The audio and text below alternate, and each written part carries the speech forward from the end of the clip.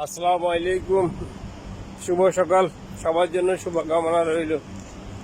Business সেন্টারের দিকে যাচ্ছি, সবাই দোয়া করবেন।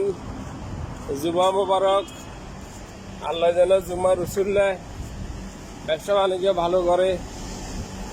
এবং আজ আমার যে সকল ভাই ও বোনেরা নিহত হয়েছে, আহত হয়েছে, প্রশাসনের কর্মকর্তা সহ সবার জন্য জুমার দিনে আমরা সকল মুসলিম ভাই প্রাণ খুলে দোয়া করব।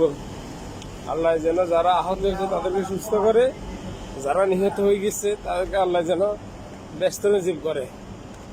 যারা পৃথিবী থেকে চলে গেছে, এই কোটা সংস্কার তাদের কোনো লাভ হলো না।